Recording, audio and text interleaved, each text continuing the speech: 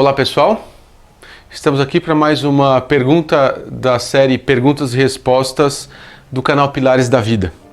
Quem manda a pergunta hoje é a Jéssica Aparecida de Souza. Não me dou muito bem com a minha sogra.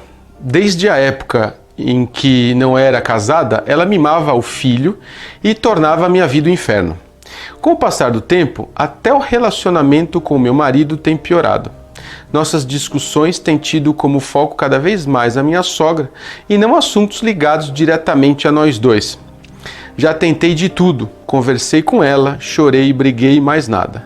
E o meu marido parece que não vê nada do que ela faz com a gente. Isso tem alguma solução? Agradeço sua ajuda. Olha, Jéssica, você e um monte de outras pessoas vivem exatamente essa mesma situação. Quando a gente está na família ou participa de uma outra família onde a gente vai juntar, né, no caso de um casamento como você teve, a gente tem que ter em mente que as pessoas lá têm as suas características de personalidade. E é por isso que a convivência vai te dizer onde é que você está entrando. Uma boa dica é: como é que é o seu marido? Ou na época que você namorava, como é que era o seu namorado? O seu namorado, e qualquer um de nós, a nossa personalidade, ela tem muito da personalidade dos nossos pais. Então, assim, no nosso curso Pilares da Vida, a gente vê que se, por exemplo, as características predominantes, por exemplo, de um pai é medo e insegurança e de uma mãe é, por exemplo, orgulho e egoísmo, os filhos vão receber só isso que os pais têm. Os pais não conseguem dar o que não têm. Então, quando você se aproximou do seu hoje marido, mas na época namorado, você poderia esperar por causa dos pais que ele fosse ou muito medroso e inseguro ou muito orgulhoso e egoísta.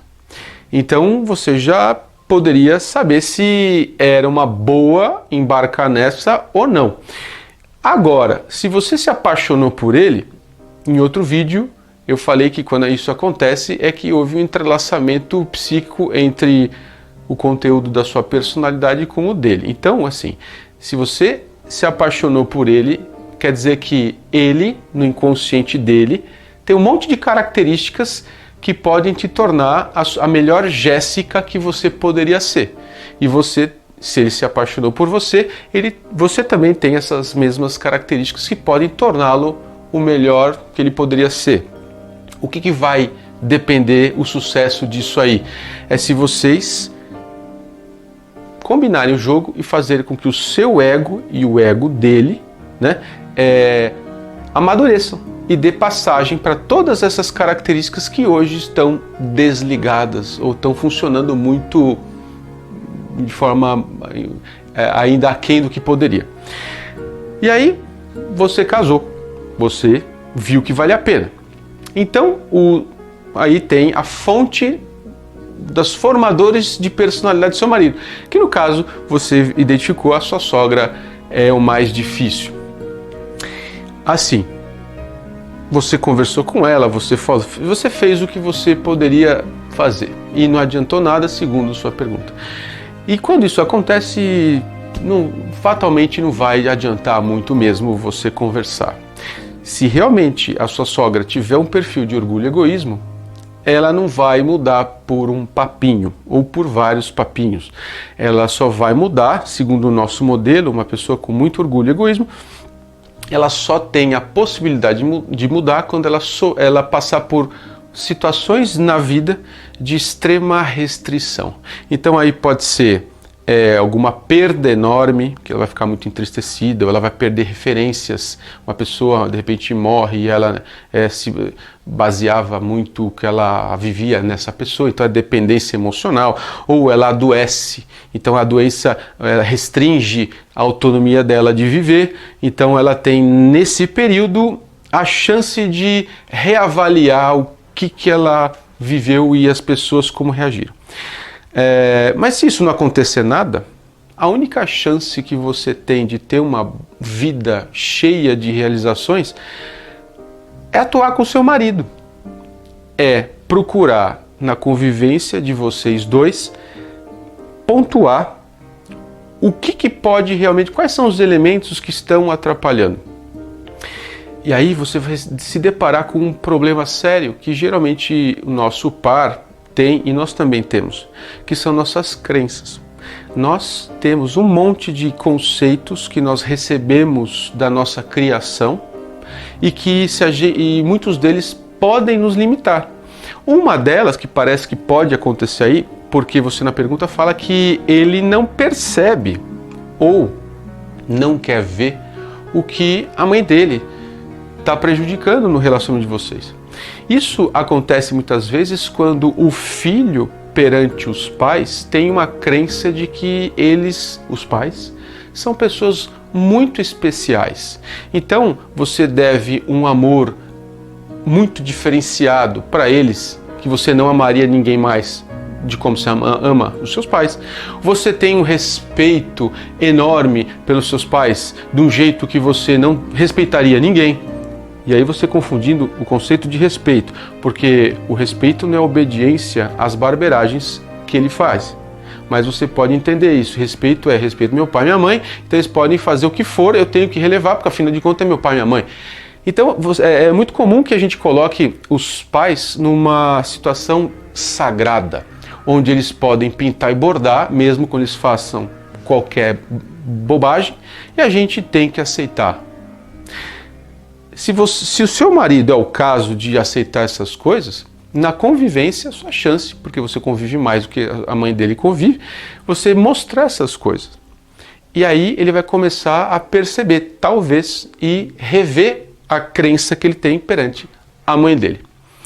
Uma outra coisa também é, quando a gente casa, quando a gente resolve eleger um companheiro, uma companheira, para nos acompanhar nos principais projetos da vida, o Joseph Campbell, que é um grande estudioso desse assunto, ele fala que eu jamais me casaria com alguém se não soubesse que estaria pegando nas minhas mãos a vida do outro e estaria dando para o outro a minha vida.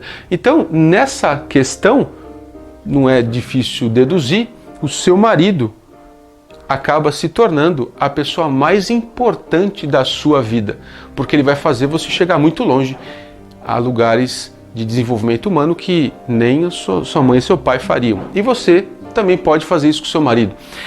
Talvez ele não saiba disso, talvez ele não tenha percebido o que significa casar. Talvez ele ache que casar seja alguma coisa de conveniência, que é bom enquanto dura, depois troca-se ou acaba. Então, se você tem essa noção, é bom você compartilhar com ele para ver se ele também tem e combina o jogo com você. Porque quando não se tem essa noção de que eu tenho a vida do outro e o outro tem a vida nas mãos dele, a gente não se compromete no grau máximo que a gente teria que se comprometer com o outro. E o nome do jogo é ter o perfil de compromisso e admiração. Compromisso por saber que eu só vou ficar mais desenvolvido na minha potência se eu exercitar isso desenvolvendo o outro.